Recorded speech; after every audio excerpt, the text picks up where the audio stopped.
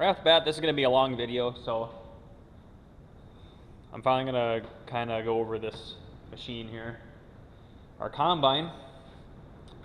So, kind of go over our experience with it that we've had.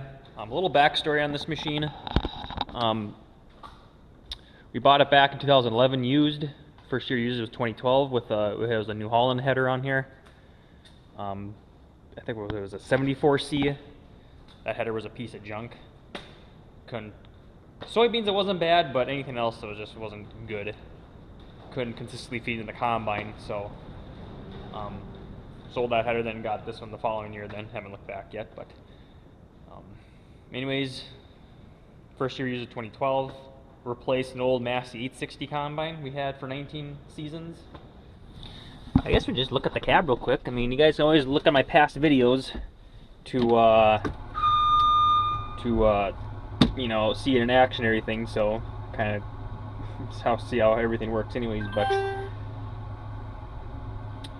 right now we have, there's engine hours and the threshing hours right there, numbers on them, and it's got a nice balance. The thing I say about this machine is that it has a nice balance of electronic controls and mechanical controls, but there's also some things on here that if something fails electrically, it's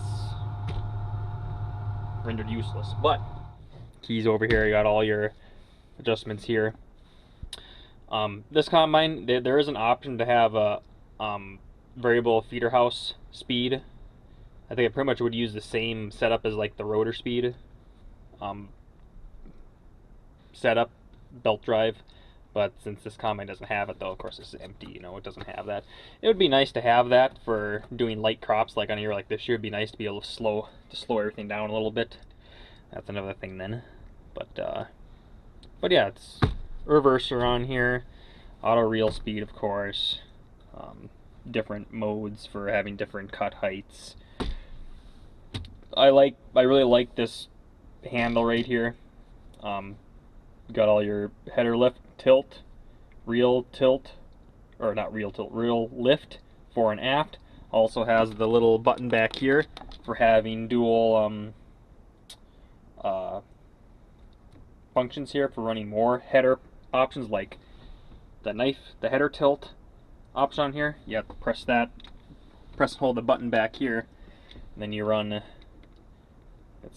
It's on this circuit then, so I can run everything on the header from here. Then there's no extra button needed. Yeah, you got all your controls up there then. Whoopie-ding. So easy to see the grain tank in there. It's a nice cab. I say it's a nice cab. I have really no complaints on it. Kind of always wish it was always a little bit bigger. You know, it's not like a John Deere cab, but you know, I always wish they were a little bit bigger. But it's still a nice cab though. I'll just kind of run through the monitor just really quick, just kind of get a ballpark idea. But this is your main home screen here. You got your toolbox here. This is where you do calibrations, adjust settings, your display. You actually have different operators on here for how you want your layouts to be. These run layouts is the main screens you use, which I will show later. You can customize them to show what you want. And this is a lot of calibration stuff, engine setup. Actually, yeah, there's a lot of just for pretty much programming and calibrating stuff. Pretty much all that is, whether stuff's installed and everything. So that's pretty much what this menu is for. Diagnostic, it's self-explanatory. Looking for faults. Watching voltage. You can actually watch voltages and whatnot. I forget how that works again. I just did it not that long ago. You can go under settings. Yeah, you have to select what group you want, what item, and then it'll actually populate for watching voltages and everything then, which we use quite a bit for diagnosing that header control issue we had. Combine information is just one place to look for sensor stuff and everything, showing everything. Really don't look at this too often, but that's pretty much, you can see that in your run screens. Performance, this is where you kind of can have for, you know, saving data and whatnot, yields, but we usually don't, I guess for us we don't do it because we're not really into that, I guess I would say. But Run screens, these are your main screens you'll have set up that you can program whatever you want them to show. Here I have a lot of my combine settings here showing, and then sensors and temperatures and whatnot, so we see all them there. Automatic crop settings, this is where you set fan speed, rotor speed, and sieve openings, sensitivities for your different crops, which it saves it, so it automatically will go to those settings. Data management, it's for recording stuff and everything, so that's where you handle all that stuff for all your crops harvested if you're into more of that data management stuff for saving yields and whatnot. So that's for, and then of course calibrations is exactly what it sounds. Calibrating stuff. So that's that in a nutshell. But we'll just start right on the left hand side of the combine here, right up by the throat here. It's got dual drive on either side, shaft on this side, shaft on the other side. Here's where you hook your header up for tightening it down so it doesn't unhook. Quick hydraulic connections here. It's real quick. Electrical connection, and yeah, that's about it on this side. I mean, pretty much I can unhook this header in like a minute if I wanted to, so it doesn't take very long at all. It's super quick. There's got a shield on this side. Both sides there's for your feeder house chain for pulling the crop into the rotors. You got 2 tensioners on either side. You just pretty much any place where there's a chain or a belt, anything that requires tension, they all look the same like this. Just tighten it down to where it's level with this washer, this gauge, and you're set to go then. So easy peasy. Feeder house drum opening adjustment here for, you know, if you do corn, you gotta set it open a little bit wider so the cobs can actually get brought in, but also set it tighter for smaller grains so that I can still grab them in then. This is belt driven. There's a big, you kind of might be able to see here, I got the header locked up right here. You can see the belt right there. I don't know how many ribs. Yeah, it's a 4-rib belt there. That goes to here. You can kind of see there's a tensioner right here. I think it quits there. Does it keep going up? No, I think it keeps going up to here then. Actually, the belt goes up around here, comes back down. That powers the header and also powers the feeder house chain on the right side of the throat, which we'll show later. But this gets its power from the right side of the machine is what drives it over there, which I will show later. I've got some solenoids here for I think the header tilt, power reverser, the stone door. Yeah, there's a kind of a little valve block here for that stuff. Of course, nitrogen accumulators all over the place for dampening hydraulic shock, both tilt, header lift. We got them kind of all over the place. This combine, I don't know about the newer CRs, what they've done or not, if they went back to the old rock trap style, but this has those, they call it the automatic stone protection. It's essentially just a stone door that listens for when a foreign object comes in, and it just swings this door open. And pretty much I guess it's like half the feeder house, this whole door flips open. It only works, as you see right now, this cable is tight right here.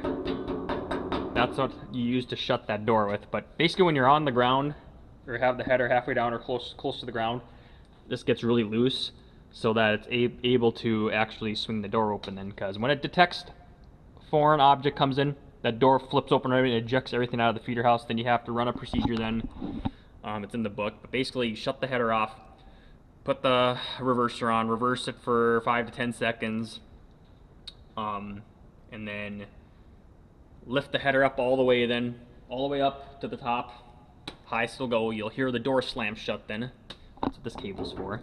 Then you drop your header down to where your operating height was, then you re-engage it then to make sure that if for some reason the stone was kicked forward back on the header again for some reason, it'll catch again, because if the rock is still in here and you run the header while this is up all the way and this is tight, this door cannot open. It will not open. That rock will go straight into the rotors then, so, or any whatever foreign object there was. So you can see the power reverser right there, the main motor over there.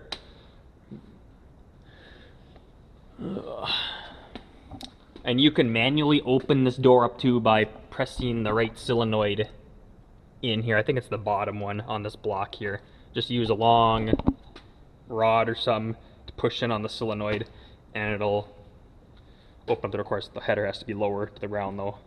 The cable has to be loose. And that's how you can manually open up the door then from outside here without having the combine running. Down here, one point to note is, like right now, I need to, next time I get the combine, I have to drop the header down all the way to the ground to get these pins a little loose, because you can see this pin is wanting to go this way. It's gouging out this cotter pin. I don't know how many cotter pins we've replaced for both these pins here.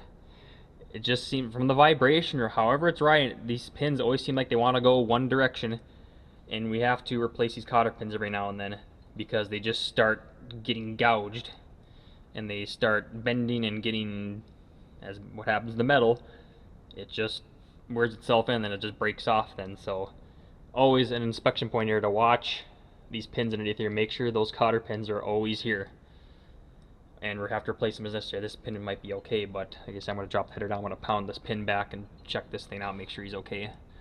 But I don't know why they do it. They just do it. Just one big point to inspect all the time. Of course, always you're looking at stuff, this goes without saying, look at all your electrical connections, hoses, anything that could possibly rub in. As you can see, we have some old inner tubing on here from stuff rubbing. It seems like we always find something every year, either a harness or a hydraulic hose or something rubbing against each other or rubbing on some metal.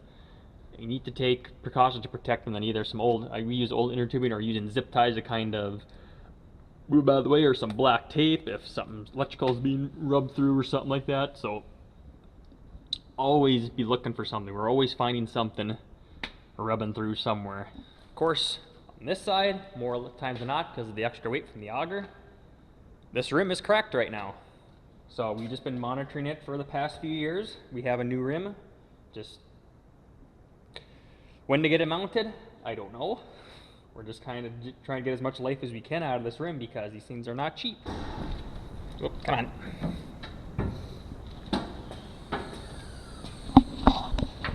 The left-hand side of the machine, you got access doors here. There's a little toolbox placed there for a toolbox, but you got access doors everywhere here. Lots of grease points. So this is the main gearbox right here. Comes off the engine right here. That pretty much powers everything. You know, main drive belts. Everything starts from here. Of course, your unloading chain right here. I think this one is pretty much the main drive belt right here. This is the main sucker. Goes to a shaft here that also powers the rear beater in here behind the rotors. Powers that, which in turn powers the shaker, the shoe, the sieves. Powers that belt here, which also in turn powers the rethrasher, the left side rethrasher right here. Chopper belt back here. It's got a high and a low chopper belt setting.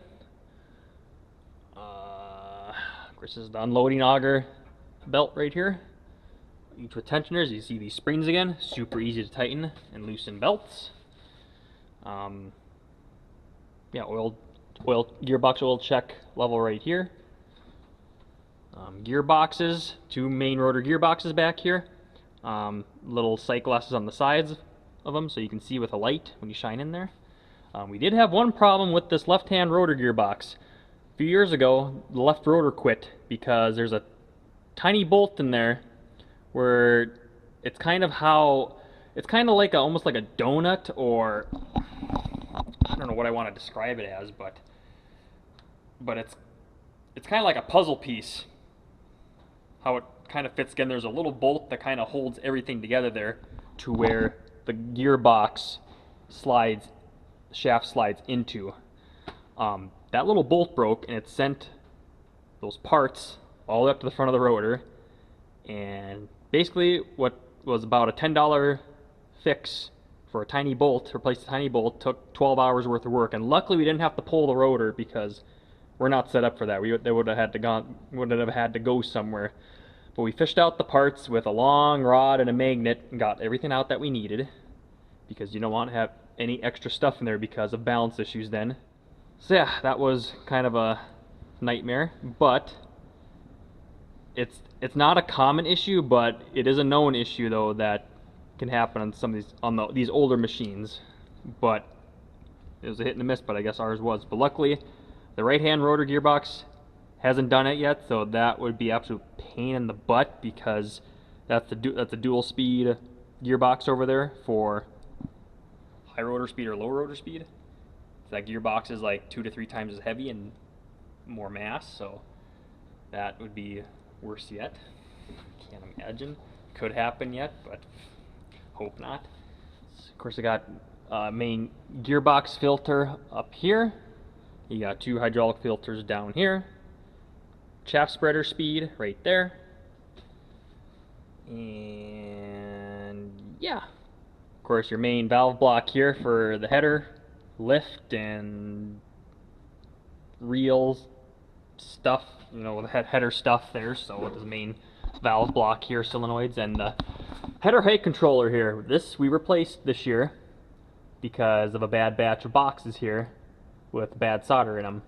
So we're actually gonna get the old box fixed, and because this was $2,300 right here for this little box here that controls the solenoids for the auto header height control. On the newer machines, I believe they implemented them now into the ECU. Now they built it into the ECU instead of the machine, instead of having a separate controller here module. So, but as far as I know though, the newer boxes though, if you had them replaced, they should be fine. They should work. But we had problems with that ever since we had this machine. It would just be random. It's just completely random. Going down the field, all of a sudden you get unidentified error codes come up on the monitor. Annoying. All we had to do was power cycle the key to get it back running. But it got worse this year though, where even power cycling the key and shutting off the combine wasn't even resetting it. You just kind of dead in the water there. You can't lift or lower. You can't tilt. There's just no control there. That's what I mean about one of the electrical things on here, that if it goes bad, you can't do anything. There's no fail-safe behind it except for getting a new part, or maybe even there's possibly able to use jumper wires or something like that. Maybe you can bypass it then, but to manually get it to move. But of course, you got your access doors here. They're like this on both sides. The front for changing the concaves, and the back here for looking at the rear of the rotors or even the sieves. 2 access panels there. The concaves are a bit heavy. It's one because we have to switch from small grains to, you know, from the wire to the round bar. The round bar isn't as bad because there's not as much mass there, as much metal, but the small wire here, they are pretty heavy. One guy can do it if you're fairly strong. You know, I've did it once myself. It's just a bugger handling this to get it up and down the machine here and getting in. It's one bad thing, but you do it enough times, you know how to do it then. But it is one of those things that we usually try to do when we have 2 people here. It just makes it go easier then. Yeah, grease points, there's all documented in the book. It says how much grease to give each point, but a couple grease points on here. The main shaker shoe drive here for the self-leveling arm here, they say to grease this every day. Grease those 3 points every day, the U-joints and the shaft here, splines, grease them every day. The shaker shoe drive here, this is the clutch here, slip clutch right here. This grease point, believe it or not, do not grease this. Do not grease it. Or if you do grease it, maybe grease it, give it 1 shot of grease every season, depending on how many hours you put on it. But like us, I think I gave it a half a shot. After we're all done using it, I think I just give it a half a shot of grease, because mechanic said if you give this too much grease, you will have problems. You'll have to take this whole thing off, clean the grease up, because all it does, Get too much grease in there, all it'll do is just slip constantly then. So, this little grease point here for the shaker shoe drive here. Don't grease it. It's better not to grease it at all, put it that way. That's what the mechanic told me. Don't grease it at all. Haven't had a problem with it, so, for the clutch here. Everything else, grease points, self-explanatory. Like I say, documented in the book as well. If they're sealed components, you know, like one shot of grease every blah blah hours, or wait till grease comes out, or, you know, just make sure it has ample grease in places here. So, oh yeah, there's actually a strainer here, filter here. It's got to be cleaned periodically. There's also a strainer on the hydraulic reservoir. It comes out of the main line. There's a screen in there. Yeah, I think that's that. Also, of course, looking at machines like this, certain wear points on this self-leveling for the sieves, everything, you got a lot of bushings here, rubber bushings and bearings, and one of those things, if you're looking at one, give them a good shake. Try to jolt that thing around, see if there's any play anywhere. You know, there's a lot of points like that you can kind of hit to see if there's any wear, or inspect them, see if anything's cracking or busting loose. And also making sure to look at the main pivot back here for the whole self-leveling mechanism here. Make sure nothing's cracking here, nothing's wore here, there's no play there, there's no gap or anything there cracking going on. They say they have seen problems with that before. Ours seems good, tight yet. Same with the rear axle here. Look, inspect anything there. I think that goes with any combine too. Make sure there's no cracking or anything going on here, and no funky business. So that's usually a usual inspection point.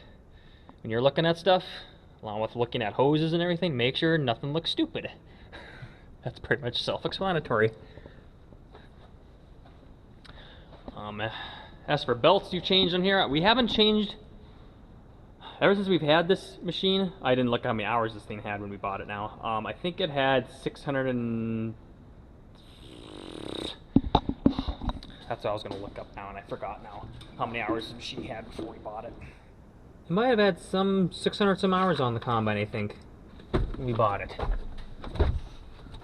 That's what I'm seeing looking at what I have written down for service stuff. Yeah, it must have had like 600 some engine hours on it when we bought it, something like that. Anyways, in all that time, we've hardly replaced any belts on here. We replaced chains. We replaced the auger chain, feeder house chain a couple times, clean grain chain, paddles, clean grain chain drive. We've replaced those chains, but we replaced the shaker shoe belt a couple times. Same with the rethrasher belts a couple times on both sides. I think we replaced the chopper belt. That had a nick in it. We replaced that one. But some of the belts that we've never changed, though, we have belts on hand, but some of them are getting some tears and cracks in them. This belt and the belts on their side. We've replaced the rotor belt once. But some of these belts on here, though, that we've never changed, though, they are showing some signs of wear on them, though. But they're still working fine yet, though. So we're still running them yet. I guess that means everything's in good working order then. If those belts are lasting that long, that's good then. Chaff spreaders, chopper, this shield here, take off here. It's just two little clips here. This whole plastic shield comes off, then you can get to it then. We replaced all the sieves on here finally last year. Got them all replaced. The pre-sieve is manually adjusted back here. For the pre-sieve, two upper sieves and the lower sieves are from the cab. They're electronically controlled, but you can also manually adjust them, especially for like calibrations and whatnot, make sure they're all calibrated. But like I say, worst comes to worst, something fails or that motor fails underneath here for the self-adjusting. You can manually set stuff too, so there's a kind of a fail-safe there. Yeah, for drop, I guess on this one, it depends on what type of model you have. Sometimes the straw discharge comes out the back, but on this model, the straw discharge is on the front. There's a little door here, this lever here, you actually pop it forward, it throws forward, prevent it from stuff entering the chopper area, in which turn you move these hoses to shut this beater off. Well, actually, you just drop the chaff spreaders, never mind, that's for doing corn. When we do corn, it's another thing.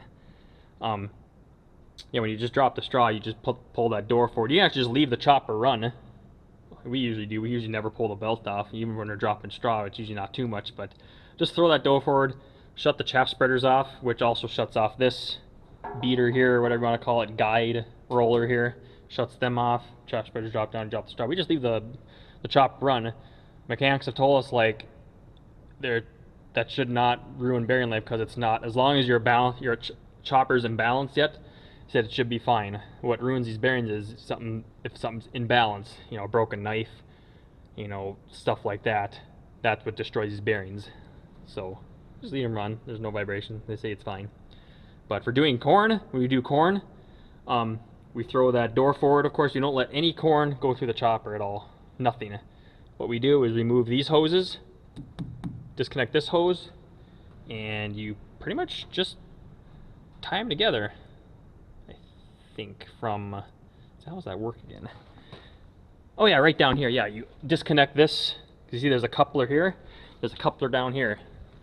Disconnect this hose, plug it in to this hose so that it just recirculates oil while still allowing your chaff spreaders to run, because you don't want that beater running or that roller running with that flap shut, because it could possibly wrap stuff and start a fire.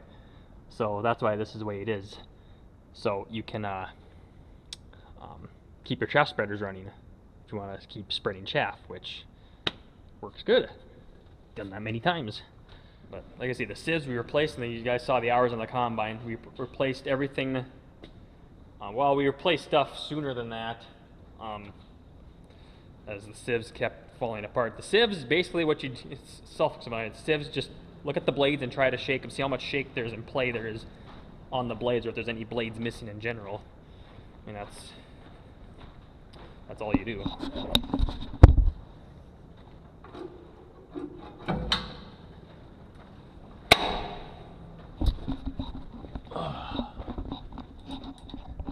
Here's the sieves back here. You can see it's pretty open.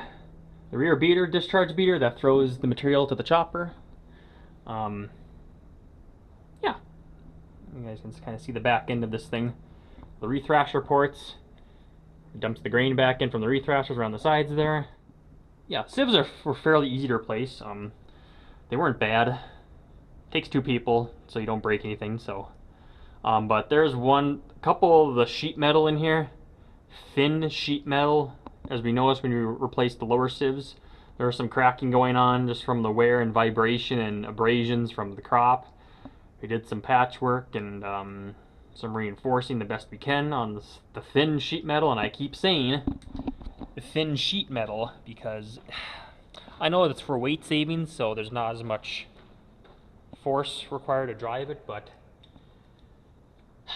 that's one of the things we saw in there that, you know, they could have made had a little bit beefier, would go a long ways, because there's always going to be wear as time goes on. So it seems like some of those newer combines nowadays, you see, it's just a cluster here. It's like, why? That's why I like this combine. It seems like most things are they're very open. You can get to stuff. So here's the chopper adjustment, pitch. Have it down all the way, pointing towards the ground more. I have it all the way up for shooting out further. Depends on the wind as well. If it's really windy out, keep that thing down. I think on the newer New Hollands, for the engineer filter, they revamped it to where it pulls in cleaner air. It's better filtered, so it doesn't destroy, or not destroy, but ruin engine filters as quickly, plug them up as quickly. Hope some of my viewers that have newer New Holland combines, you know, there's one guy, hopefully can say if they do work better now or not, if they have a better system. It uses some sort of, they kind of revamped it here on the newer ones, probably pulls in air for the engine. So I wonder how that turned out. Hope it turned out pretty good. So hopefully the engineer filters last longer then. But anyways, here's the right hand side fuel tank right here. Fuel cap is up top. Main radiator screen up there. Fuel filter down here. Fuel pump. This is the water separator filter. The main filter is up on top of up by the engine. rethrasher belt for the right hand side is right here. Just take this cover off, you get access to it. Slug wrench. The header drive, this one is a fixed drive. As you can see, there's no variable drive here. I think on this model, the option would be very similar to how the rotor's drive is set up. It would be pretty much identical up here. But this is, since it's fixed, there's none of that here. It's nice and simple, but it would be nice to actually have that option though. But then again, the more components to fail though, so it is what it is. Works fine. But it's a long belt that drives for the header that goes to the left side. Of course, powers header, you guys saw that already. Of course, the clean grain elevator drive belt, which goes up to a chain up there. It drives for driving this then. That chain has to be replaced often. That kind of runs fast up there, so that chain has to be replaced more often. Same with this chain here. That's for the bubble up drive. That chain runs pretty slow there. It's usually does fine, but that chain in here though, that has to be replaced kind of often. You gotta watch. So it's a wear point you gotta watch for. So just make note of that. We've changed all these chains before multiple times already in its days. Another access door here relating to your rethrasher and looking at your fan for the hydraulic motor for the fan for the sieves cleaning. Yeah, just another inspection port here. Some more flimsy sheet metal that flops around, causing sharp edges here. Best things vibrate, wear and tear, make sharp edges. Always appreciate that. I think that's the right hand side, I guess. Of course, you got trap doors all over the place for cleaning stuff. Like with us with organic crops, we gotta pretty much drop every trap door and trap doors underneath and clean everything out then really good, the best we possibly can. So those always come in handy for us anyways. But see the moisture sensor right here, easy to get to. Yield sensor is up on top. That's a little bit tougher to get to, but it's not bad though.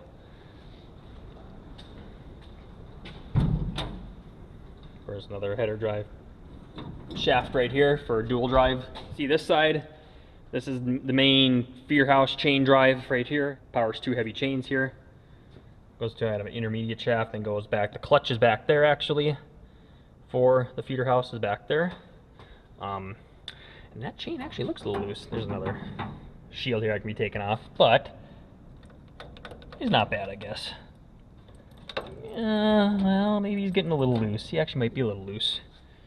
But, you know, the thing with chains, you know, you don't want them too tight because then they wear and put extra pressure on the bearings, but you don't want them too loose that they're going to skip or something like that. So, one of those things you always got to watch out for. We replaced this bearing, or this whole shaft got replaced here because the bearing went out and it ruined the shaft here. For this thing, we replaced that. Yeah, that's it. Yeah, here's the other side for the, as I showed on the other side too, for tightening the feeder house chain on the inside and for adjusting the feeder roller, the front roller spacing for larger crops like corn to feed in better, or for smaller grains have it tighter. So feeder house pitch adjustment here, loosen all these bolts so you can actually manually, you know, move the pitch of this feeder house. That's all mechanical with bolts here, but our McDon head has hydraulic tilt on it then, so, but this is pretty much we have set because of our picker head and our corn head. We kind of have it set where we think is the best of both worlds, and we haven't really touched this since, I guess. We haven't touched it at all since we sold our 74C head. Grease points here for the rotors and concave linkages. There's an access door up here for the top of the feeder house. You can be able to peek in there. It's better when the feeder house is actually down on the ground all the way, of course. Get the easiest access there then. Yeah, underneath here, of course, you got a couple grease points here for the final drives, the splines. You can kind of see the shaft right here. There's 2 grease points on either side on the splines to keep them from rusting together tight. The gearbox down here for the hydrostat.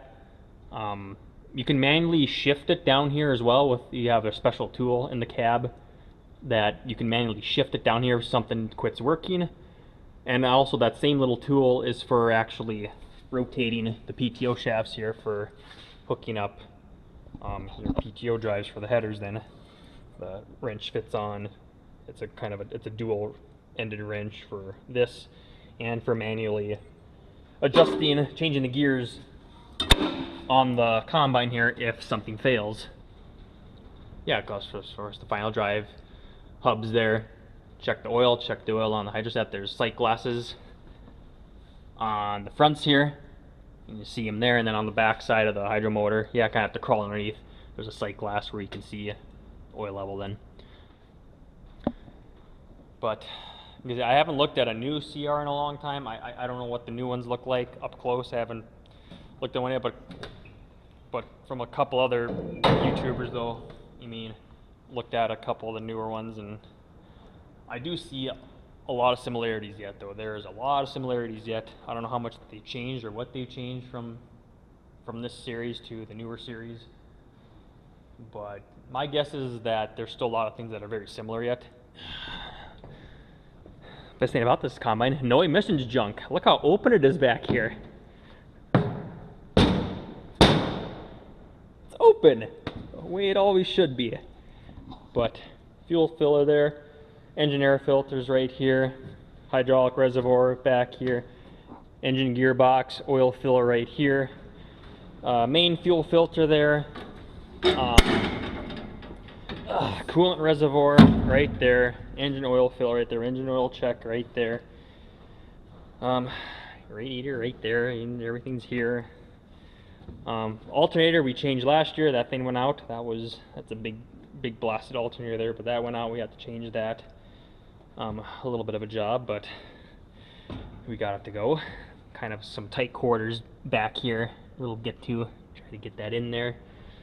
The engine oil filters are on the front side of the engine. You actually get access to them from inside the hopper here, which kind of sucks. There's a huge panel here you take off. That just little turn knobs there. Move them all off then, and you can get extra engine filters there, but it's still kind of a little pain in the butt though. You got an access port here for getting access to that chain up here for running that runs the clean grain paddles. Get access to that chain. Also get access to your yield monitor there, yield sensor I should say there. Yeah, I think that's about it for the hopper area. Self-explanatory. Oh yeah, for draining the coolant, hydraulic oil, and for draining the engine oil, there's hoses that come down all the way to the left side. I can show you that. There's hoses that go down where you can catch stuff, but underneath the engine there's also a petcock. It's kind of a little safety thing as well, that you have to loosen to drain the engine oil as well. So there's actually a hose down there, you got to take the nut off, and also open up the petcock underneath the oil pan to let the oil flow out. So it's just a safety precaution there. As I stated before, always check for rubbing hoses. We got a piece of inner tubing here, a piece of inner tubing there, and more inner tubing there. You got some zip ties, black tape. It's just like always be looking for that stuff. So I'm just trying to think if there's some other stuff I should note or mention about this thing, but I can't really think of anything now. But light package is fairly good. Of course, they're not LEDs up here, which they were. They'd shine a lot better than two, but they're not bad though.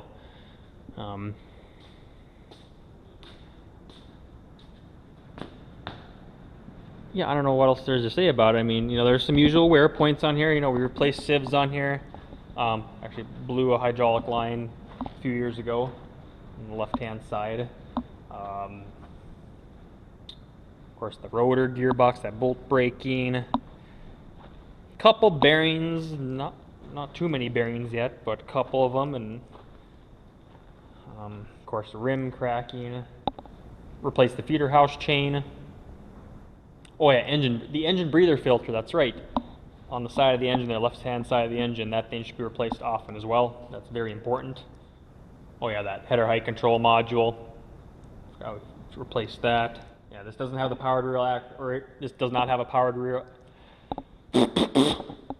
This does not have a powered rear axle on here. They can come with them. This doesn't have a differential lock on it. If it did have a differential lock, the switch would be on the left, where it actually, like in a tractor where the clutch would be at, the clutch pedal would be at, the differential lock switch would actually be there on these combines if it was there, but it's this doesn't have it though. Doesn't have no diff lock.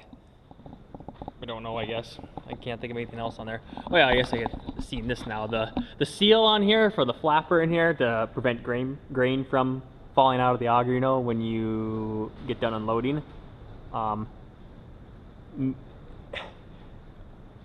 We can't get anything to seal in there. Even a new seal that goes in there, it just doesn't last. It gets ripped off every time. It's just impossible.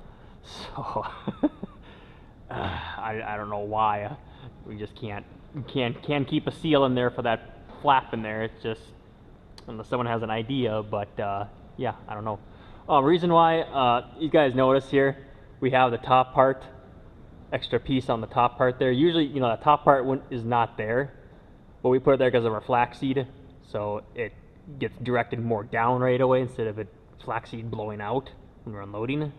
Kind of saves some grain, so that's custom there, just so you are aware of that. So kind of wish all augers would just be like that, so instead of kind of completely open there, the grain can potentially shoot out, and if it's windy like flaxseed goes out, whew, off it goes then. So but I know sometimes the feeder house, sometimes the chain, especially doing flaxseed, sometimes there's some tough conditions that sometimes it just randomly happens. We'll just get a wad of clump of something, just gets jammed up in the back corner or something like that, and it just kills the feeder house.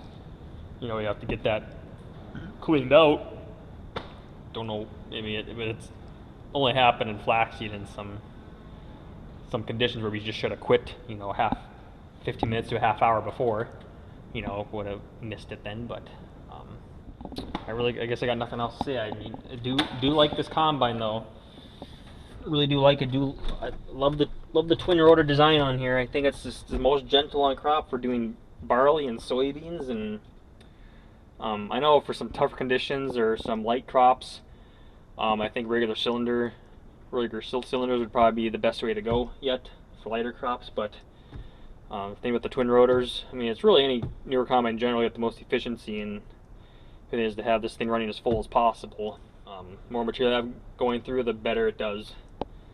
You notice on some of the light crops with the flaxseed, you know, not much material going through the flaxseed, there's a lot more trash that ends up in the hopper because we don't want to be throwing out flaxseed, and flaxseed's a tough crop to harvest, it is, but even then, coming from our 860 though, it does a way better job to where little to nothing going out the back of the cleaning area, and it just does a fantastic job. I can't really got nothing to say about it, I guess, for that, except for it does a good job. So we'll need some new chopper paddles at some point here. I flipped the blades are reversible. I flipped the blades 2 years ago. Real easy. You can do it either from the back here, or you just sit up top here. Practically just sit up top here and look down too, I guess. But so I'll have to get there'll be some more money there yet, and it's been a good machine. You know, I think it's one of those things where I don't know if I would try another color combine. I guess, we have all sorts of brands on this farm. We got New Holland, ACO, some John Deere, not that much John Deere, but we do got payloader, corn planter. Those things are fine. So, we got all sorts of colors on this farm. You can see different shades. It's not just all green or all blue, all red. There's things of different colors in here. So a lot of it comes down to do with money, and sometimes it's another thing with dealer support too. That's another thing too. But a lot of things changed in the past 20 years too. Really, comes to dealerships too. But a lot of it's money too. What pencils out. Basically, before we bought the machine too, we were looking at it more or less a CR9070 or a 9065. But we found this one with low hours and a fair price, pretty much the same price as some of those 9060 we were looking at, and they even had more hours yet too. But saw this thing and said, sure. Had a couple things early on we had to fix, but I don't know. You can say we have it paired with this McDon head. We used to have a 74C head on there the first year, which was, I think it was a 74C head, but it was a piece of junk though. Didn't like, it's bad head. We also have a 76C pickup head, which works good. Works fine, gets the job done. And we also got that 90, what's the corn heads again? 94C, I always forget it, what the corn, it's a 12-row corn head for it, so for 20-inch rows. If I had all brand new machines sitting in front of me, a John Deere, a Case, New Holland, Ideal, Massey, you know, if I had them all combines sitting in front of me and I had to pick one combine I want to use, I probably would jump into New Holland right away, because I like the way it handles the grain with the twin rotors. I do like them, so that'd be my first choice, I guess. So whether it'd be the right choice or not, that'd be my choice. At least for combines. That would be my choice. For tractors and whatnot, that's a little more up for grabs though. So this McDon head pairs real nice with this combine. Pairs really nice. Feels like it was just made for it, put it that way. You know how the back end would be, because technically this is a Class 8. Because I know the number in New Holland was kind of wonky. Like the 9070s were Class 8, the 9080s were Class 9, the 96 were Class 7s.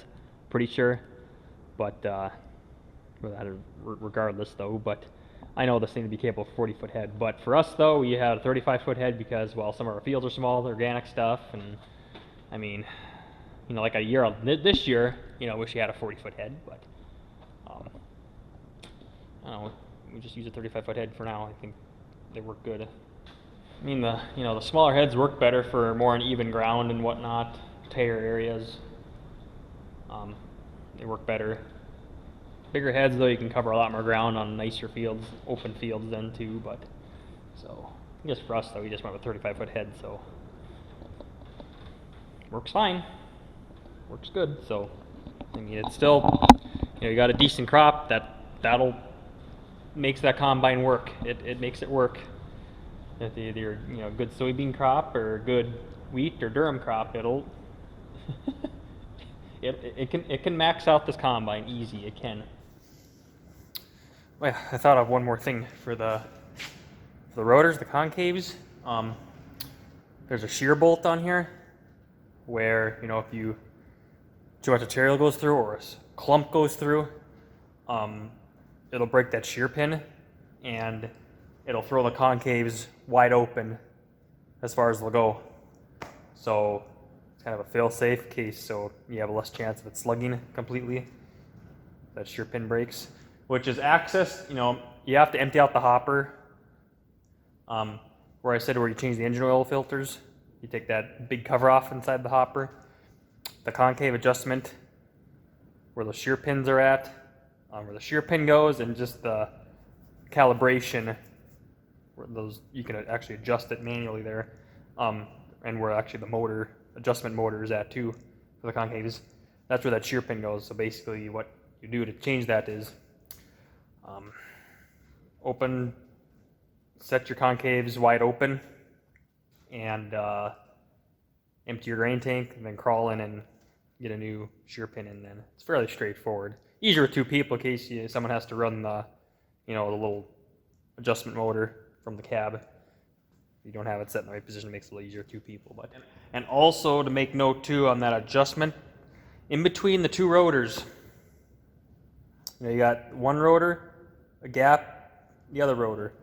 In between the gap on the rotors is the concave clearance adjustment bar that runs to the front of the combine. There's a whole beam that runs there, a long bar. You got to keep that area clean, because stuff builds up in there. Just chaff and whatnot builds in between the two rotor covers there. That builds up. What can happen is when you try to move just those concaves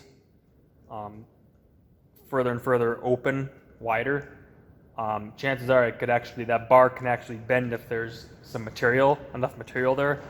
It'll bend and it'll start rubbing on the main shaft going from the left side of the common to the right side of the common.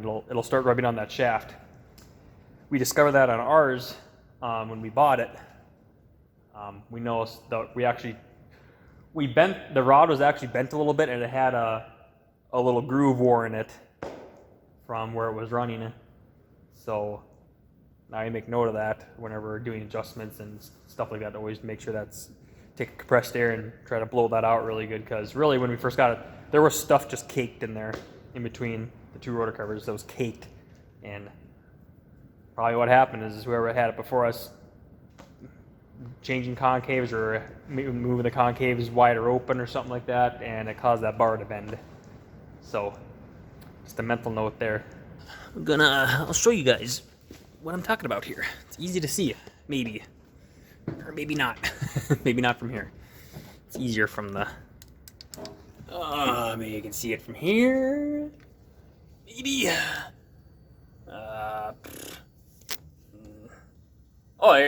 Right there is that linkage right there. That's, right below there. The bar actually runs in between there. Actually, I think you can see it. Yeah, you can see it right there, I think, right? Gosh, I can't. You can see where it was rubbing on that shaft there. See it right there, but yeah, that's the concave linkages. That rod's in between there because you can't really see it there.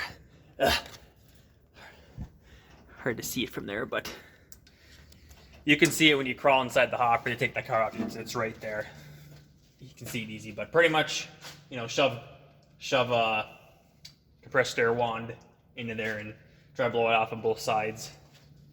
Just do the best you can. That's about it. As long as it doesn't get wet or something like that, like we had the first year, we had to go in there with a pry bar or whatever, screwdrivers, and get the cake stuff out of there. And another thing too, but this has dual speed for the Sieves. It's got a high speed and a low speed pulley. So for smaller seed crops or light crops, you can have it set on low speed, so it doesn't shake as fast, gentler on everything, gentler on the parts.